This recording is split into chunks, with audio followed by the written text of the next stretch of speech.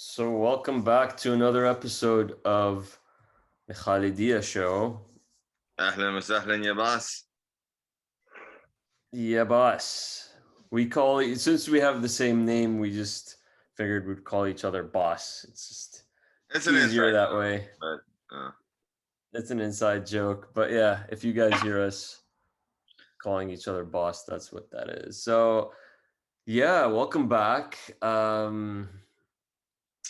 Today we're going to talk about Syria, a topic that is, near and dear to my heart since I'm Syrian. I grew up in Syria, but um, it's a topic also that's uh, it's lost a lot of interest in the past few years, and so it's not in the crazy news cycle that loses people with their like with the gets people's attention spans to be so short. So yeah, we can talk a little bit about what's been going on in Syria and where it's at. I mean, it's a huge topic, obviously, but we want to sort of touch on the main things. yeah, I mean it's interesting to me how these conflicts become uncool after a while. Like, if there isn't something terribly, horribly wrong going on, people stop paying attention, and it's not like the place has gone away and the conflict has ended. So there is definitely a lot of things going on, even though it hasn't really hit the major American news cycles recently. Well, international news cycles too. I mean, it's. I think this phenomenon that we're talking about is pretty common all over the world. I mean, it's this 24-hour news cycle driven by profit. It's it's not exactly meant for people to really get a good understanding of what's going on in the world, but rather just to get more viewership. And so yeah, and I think that leads to a whole lot of other problems. Yeah. Um, but yeah, I mean, we see this a lot with like the Palestine issue as well. Like before this year, Palestine was not really talked about for a few years before it got cool again. Yeah, violence is sexy.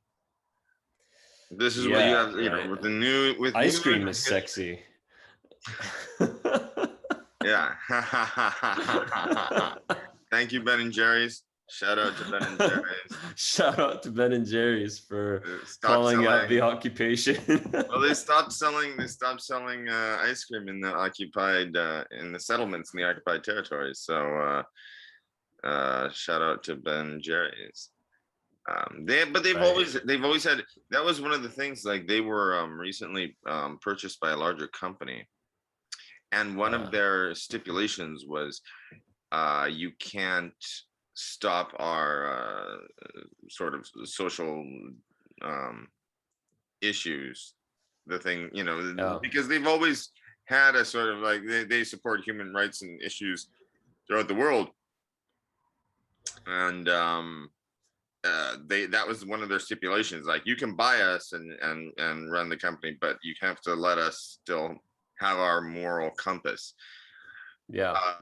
In all fairness, I have to. I think we should mention we are not being sponsored by Ben and Jerry's. This is not an ad.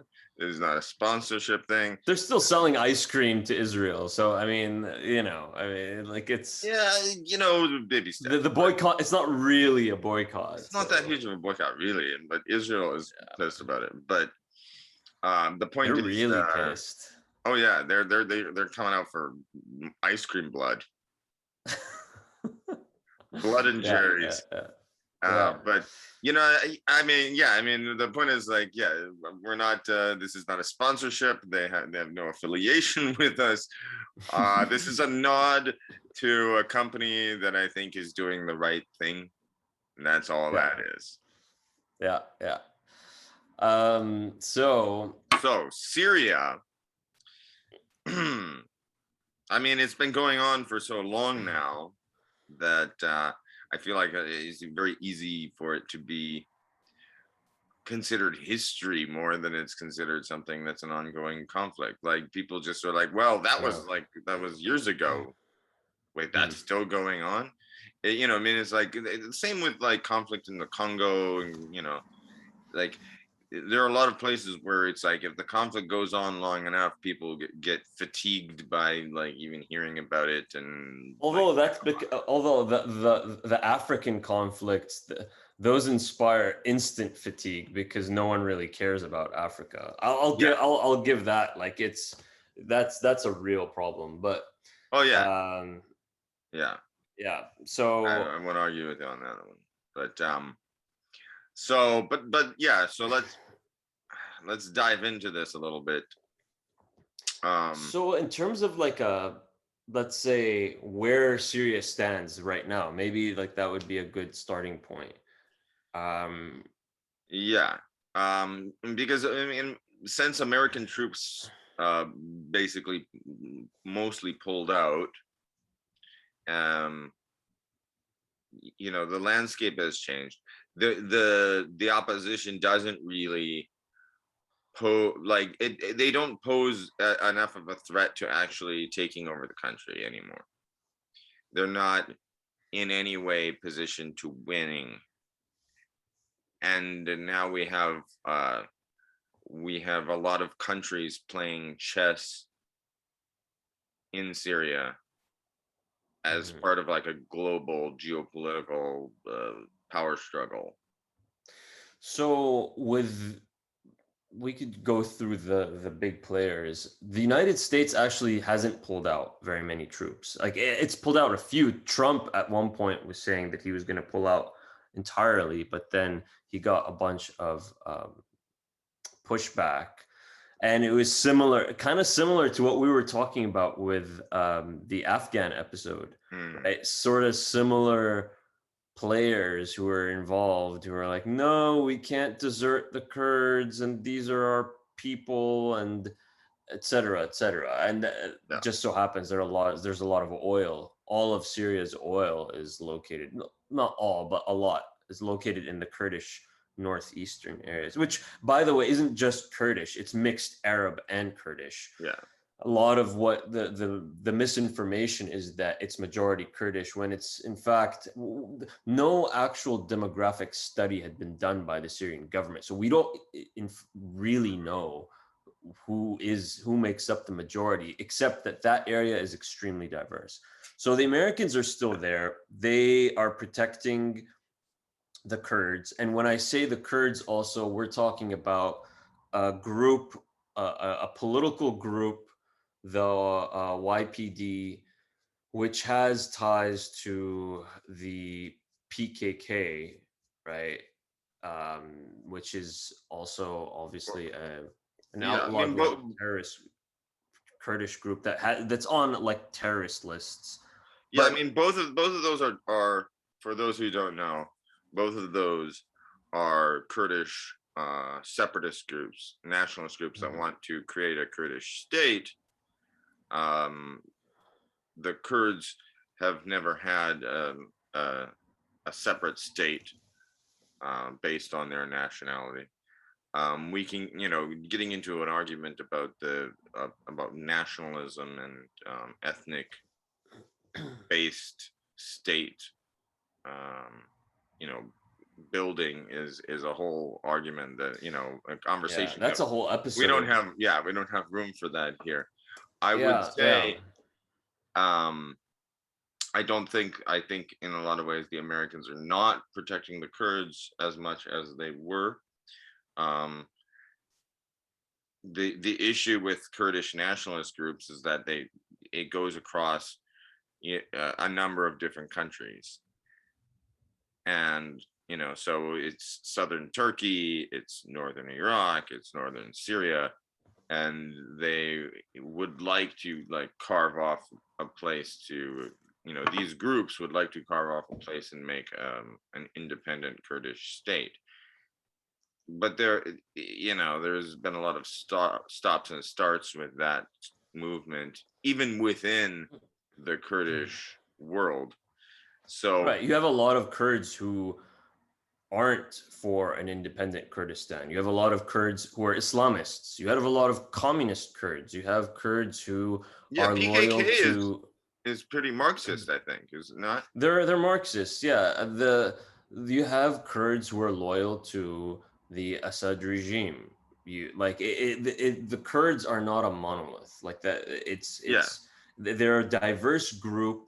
It's just that when people refer to the Kurds now, everyone just thinks of in Syria the YPG, the political party that's running the northeast, like they're administering the northeast with American backing, and the PYG, which is the military arm of the YPD. So yeah, you know they still do get a lot of support from the US. Like they would not be where they're at today without American support. I think And though, I mean, so I think the Western world likes to look at the Kurds as like friendly pseudo Arabs. right, they're the equivalent of they're very close with those Kurds. I'm saying the Uh-huh. ones who are part of that American project are actually very close to Israel, and so they have close ties with the Israelis as well as the Kurds in northern Iraq.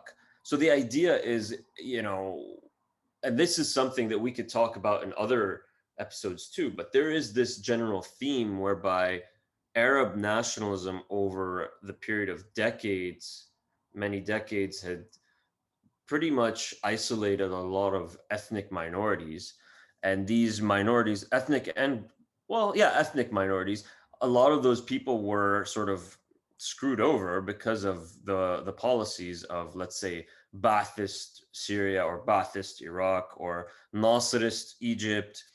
Well, I mean, Although I don't know. that is the story of the 20th century is Right, but is people breaking off into ethnic and religious groups and wanting to build states based on ethnic and religious identity.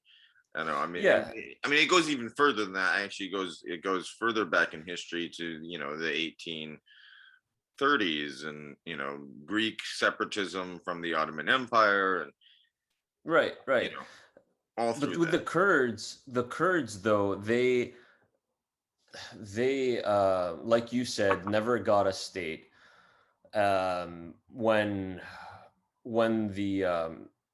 the French and the British were in the area, so they promised them a state, they never got one, and then they were mistreated by the different countries in which they were living in because they didn't fit the ethnic nationalist narratives that those countries pushed. Uh, anyways, the Kurds, that's their situation. They control a lot of Syria's oil, they control a lot of Syria's agricultural land. So the idea is that they want to be in a position where, with American support, they can carve out at least an autonomous region within Syria so that one day Syria, they would want to be a federalist state. So a federal state, and they could basically do their own thing, kind of like what the Kurds in northern Iraq did. So that's what they're up to.